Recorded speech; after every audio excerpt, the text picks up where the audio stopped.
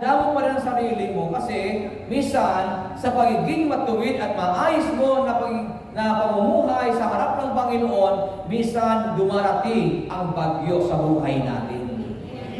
Kaya pag may dumating na unos at bagyo sa atin, kaya tayo ay nasa Panginoon na huwag kang mabibigla. Ibig sabihin, alam mo na ito. Tama ba? Hindi na, Lord, kung kailan ako lumapit sa iyo, saka na ako kaganito. Magpasalamat ka kay Lord. Kami ng Biblia, ipagpasalamat mo sa Diyos ang lahat ng pangyayari dahil ito ang kanyang nais. Ito ang kanyang gusto. Hindi sinabi ng Biblia, magreklamo ka sa lahat ng mga pangyayari sa buhay mo kasi ito ang kanyang gusto. Hindi sinabi ng Bible na gano'n. Ipagpasalamat mo sa Diyos ang lahat ng pangyayari. Ito ang nais ng Diyos. Tama ba? Ito ang nais ng Panginoon. Halimbawa, siniraan ka. Anong gagawin mo? Siyempre, thank you Lord, siniraan ako. Amen ba? Wala ka namang ginagawang masama. Ang tinutilo mo, nagkatrabaho ka ng maayos, siniraan ka sa amo mo. Ano nga gagawin mo? Thank you, Lord. Now and forever. Thank you, Lord. Thank you, Lord. Andiyan pa ba kayo? Nagkata ba yun? Wala no? Ako nag-iisip din ako, pero wala eh. Nagkataka rin ako, may karong kata, wala pala eh. I love you Lord pala yun eh. Akala ko dudugtong, huwag mo sanang isipin, di kita natatanaw. Akala ko, yun ang karugtong nun eh. Gising ba kayo dyan? O sino ang mga gising? Kaya pag kayo ay nakaranas sa paninira, magpasalamat lang kayo kay Lord. Sinabi ng amo mo sa iyo, ganito ka raw, ganito ka raw. Sa Tagalog lang kasi, pag-inchi kasi, ganito na. Siyempre, hindi ka maintindihan yung Chinese eh. Ang alam mo na sa Chinese, tigo-chigo eh. Yun ang alam ko sa Chinese. Dito lang, pangyaw. Kaya pa kumuha para, dito lang, pangyaw. Tumitingil din eh, magkaparehas, magkatulog eh. Di ba? Kaya nga si Yoy William, hindi pinakabuo ng kanta eh. Pungkoy lang. Buot sige.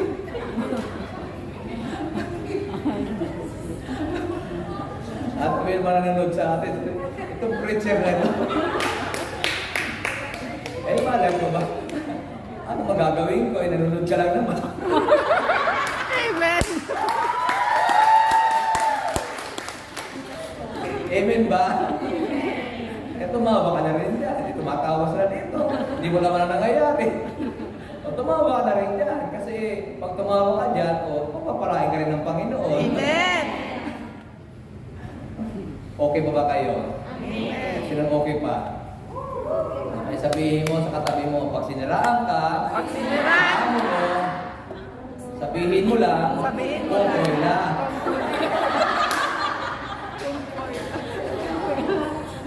Tabi ng amo mo, ganito ka raw. Sabihin mo, okay lang, sige. Tapos di pa na kontento, ito to,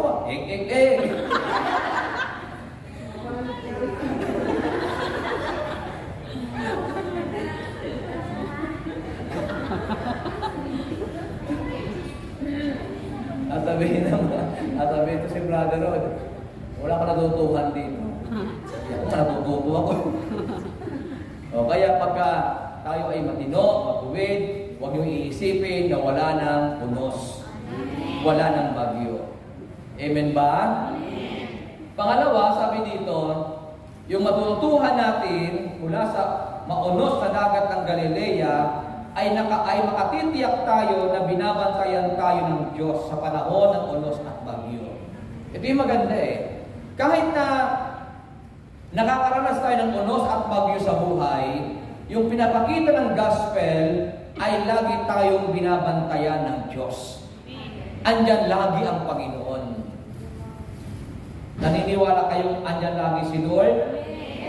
Anong sabi ng Bible? Hebrews chapter 13 verse 5, letter B. Ang sabi dito, sapagkat sinabi ng Diyos, hindi kita iiwan, ni pababayaan man.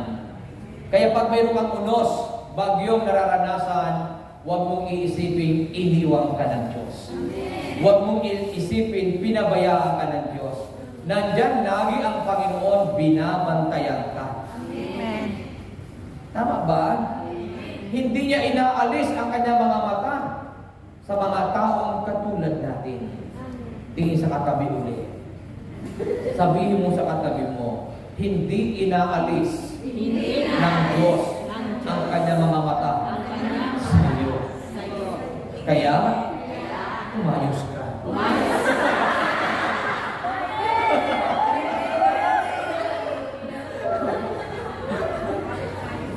Ay, totoo naman, di ba? Lagi nakatingin ang Diyos sa atin. Kaya pag mayroong ulos, pagsubok, may problema. Kitang-kita lagi yan ang ating Panginoon. Andyan lagi ang mata ng Diyos, kaya walang nalilingid sa mata ng Panginoon. Halimbawa ngayon, anong ang mga problema nyo? Ano ang problema nyo ngayon? Kitang-kita yan ng Diyos. Amen ba? Tapos sinisingil ka daw, hindi ka nagbabayad. Kita-kita yan ng Diyos. Amen po. Tapos, alam mo naman, magbabayad ka, tago ka ng tago. Kita-kita yan ng Diyos. Lahat yan alam ng Panginoon. Pero huwag kayong mag-alala. Kasi, kung nakikita tayo ng Panginoon sa lahat ng bagay at kung ano man ang ating nararanasan ay nakikita ng ating Yahweh Shaddai, ibig sabihin, magtiwala ka, may gagawin ang Diyos sa iyong buhay. Ang sabi ng John chapter 6 verse 20, ngunit sinabi niya sa kanila, huwag kayong matakot. Ako ito. Kasi andyan lagi si Lord eh. Lagi niya tayong nakikita. Ano man ang ating nararanasan. Kaya ang sabi ng Biblia, huwag kang matatakot. Sabi ng Biblia, huwag kayong matatakot. Ako ito. Tama po? Kaya sabihin mo sa katabi mo, huwag kang matatakot. Ako ito.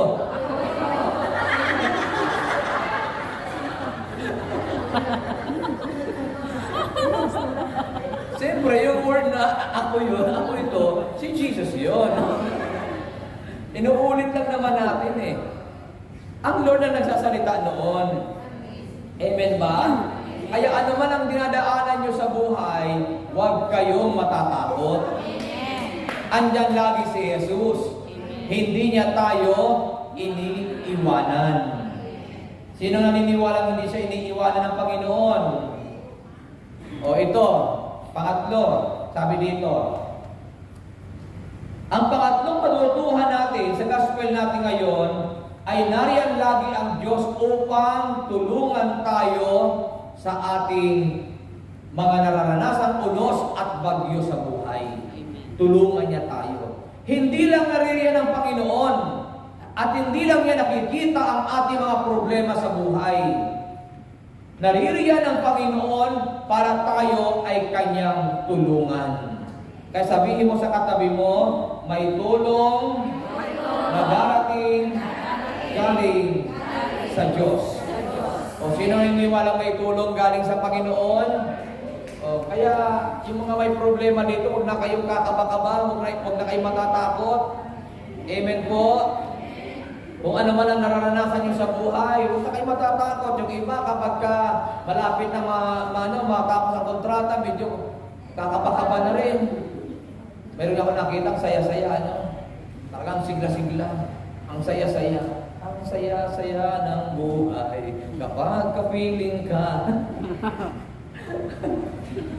Okay ba kayo? Tapos, nung matapos ang trabaho, talagang wala ng trabaho, bumibigay din pala kasiyahan, nagkakaroon din pala ng alalahanin.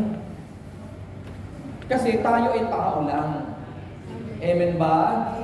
Pero kapag tayo ay talagang may tiwala sa ating Panginoon, anuman ang iyong nararanasan sa buhay na ito, titiyakin ko sa iyo, tutulungan ka ni Yahweh Shaddai. Kaya hindi tayo dapat nalulungkot Dapat nga naging masaya tayo Masaya ba kayo? Sinong masaya? Alam niyo ba yung kantang yun? Kahit saya-saya ng buhay, kapag kapiling ka. Alam niyo ba yun? Ay, hindi rin. Ang saya talaga ng buhay.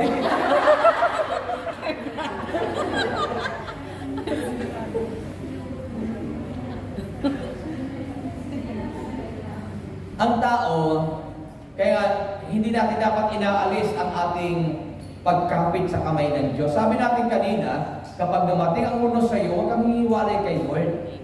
Manatili ka sa Kanya. Kasi alam niyo kung bakit? Kasi minsan, ngayon okay ang kalagayan natin.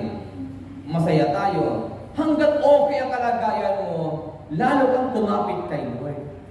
Lalo kang magtiwala sa Kanya. Amen po?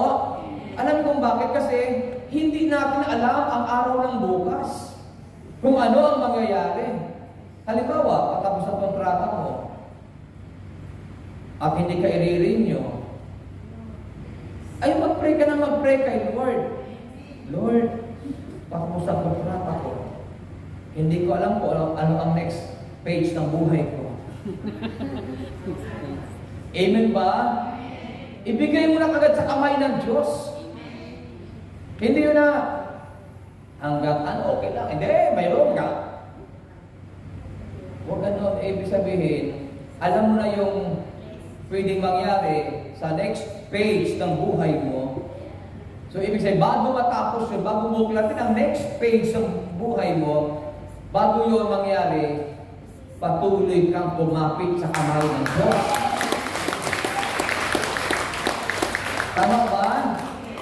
Kasi hindi natin alam Pero ang taong laging kumakapit sa kamay ng Panginoon, nakatitiyak ako, anuman ang mangyari, may gagawin at may gagawin ang Diyos sa akin. Kaya tapiin mo sa balik ng katabi mo, sabihin mo sa katalan mo, relax ka lang. Relax ka lang. Ang Diyos, Ang bahala sa iyo. ang bahala sa iyo. Anong sagot ng katabi? Amen. Relax lang kayo. Amen po. Ang Diyos ang bahala sa akin. May gagawin ang Diyos sa akin. Tama ba? Kahit na ano yung nararanasan mo sa buhay, magtiwala ka na ang Diyos ay mayroong laging gagawin.